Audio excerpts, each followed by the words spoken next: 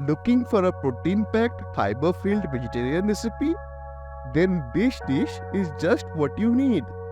We are combining the goodness of soya chunks with nutrient-rich spinach to create something both tasty and healthy. Welcome to Anna Roshmita, and we are making soya palak.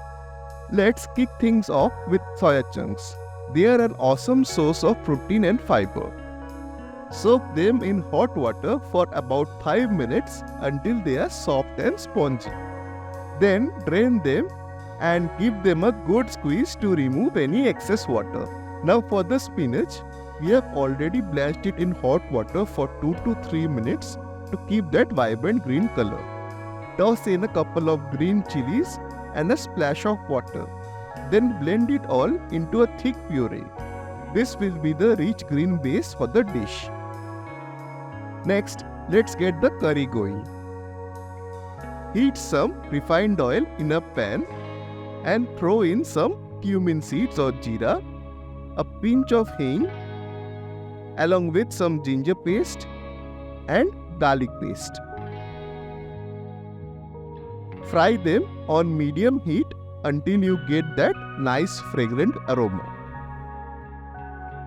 Then add in chopped onions and fry them over medium to high heat until they turn golden brown.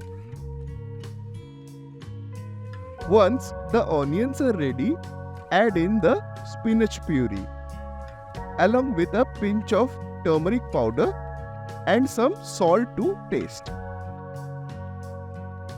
Cook it all together for about 2 minutes to let the flavors melt.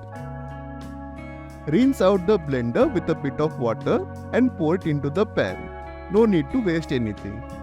Stir it all together and bring it to a boil. Now, it's time to add those soya chunks.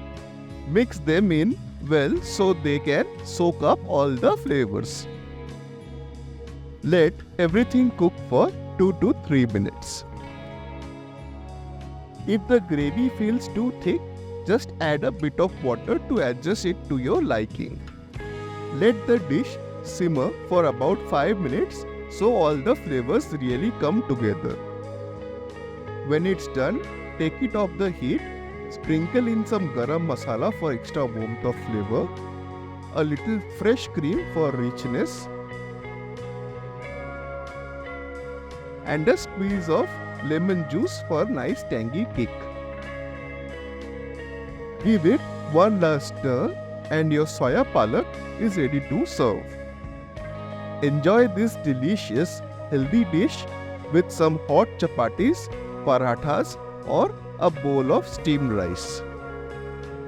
If you love this recipe, hit that like button, and until next time, happy cooking!